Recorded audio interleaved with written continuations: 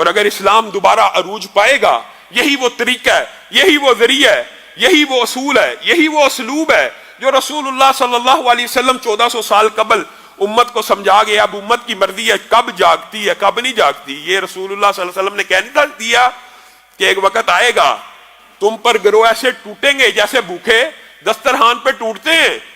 اللہ کے رسول اتنے بھی نہیں ہوں گے؟ حیران رہ گئے صحابہ، کیا بدر جتنے بھی نہیں ہوں گے؟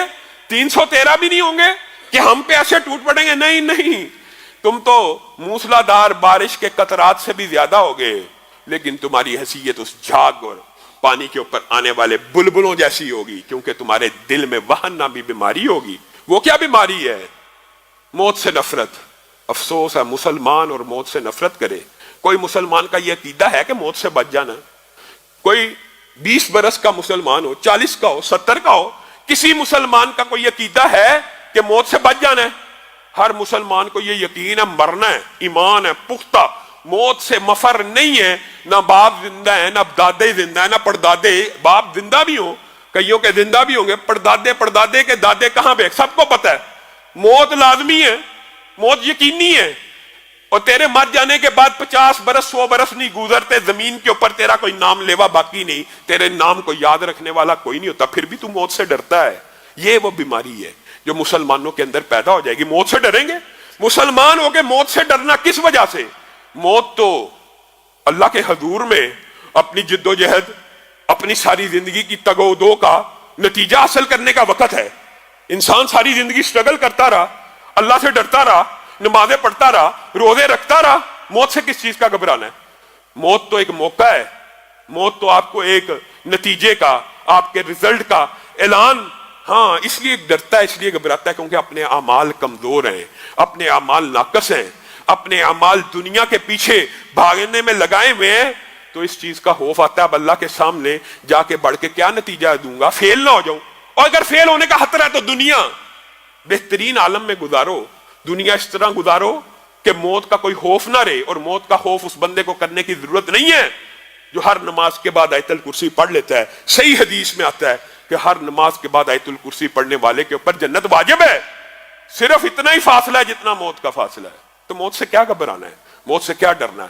ہاں یہ خوف موت کا نکل جائے تو یہ ساری دنیا کی قیادتیں زمین بوس ہو جائیں، آپ کے سامنے جھک جائیں، آپ سے مذاکرات شروع کر دیں۔ آپ نے اپنے ہمسایہ ممالک کا پورا اچھی طرح جائزہ لے لیا ہے کہ کس ایک اصول، ایک اسلامی اصول کے اوپر کھڑے رہے اور ڈٹے رہے اور پشت پھیر کے نہیں بھاگے، تو اللہ رب العزت نے عزتیں بھی دی ہیں۔ آج مذاکرات بھی ہو رہے ہیں، آج ہر دنیا کی طاقت انہی سے مذاکرات کرنے کی خواہش مند ہے۔ غزوہ بدر سے قبل کچھ واقعات ایسے بھی پیش آئے۔ یہ جو غزوہ بدر ہے یہ نہیں کہ یہ اچانک ہی مارکا پیش آ گیا، کچھ واقعات اس غزوے سے قبل بھی ایسے پیش آئے تھے جس سے یہ ظاہر ہوتا ہے کہ غزوہ کی بنیادی طور پہ ابتدا بھی کفار مکہ کی طرف سے ہوئی تھی۔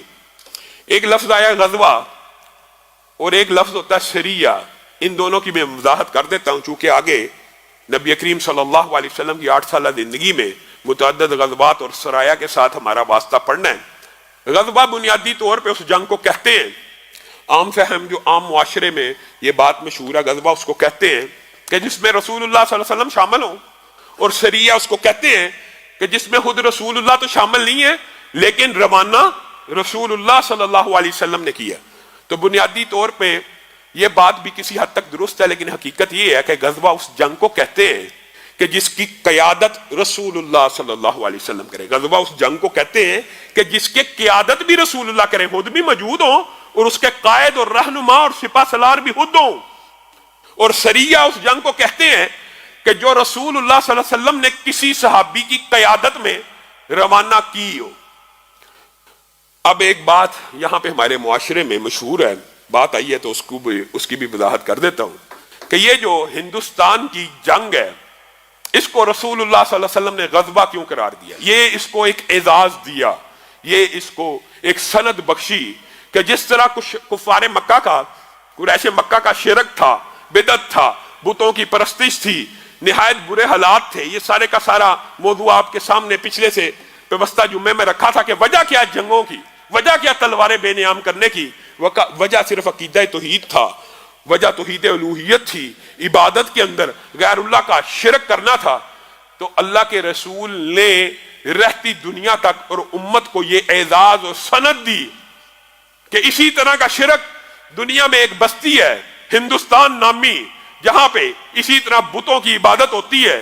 جو کوئی بھی اس جنگ میں شامل ہوگا، جو کوئی بھی میری امت کا شخص اس جنگ میں شامل ہوگا، وہ سمجھ لے وہ جنگ یا سریہ میں شامل نہیں ہے بلکہ غزوہ میں شامل ہے، کہ میں رسول اللہ صلی اللہ علیہ وسلم نے اس کی قیادت کی ابتدا کر دی ہے، اور اس کی قیادت کی ابتدا میں رسول اللہ صلی اللہ علیہ وسلم نے قریش مکہ کے بتوں کو خانہ کعبہ سے گرا کے کر دی ہے. آج کے بعد قیامت تک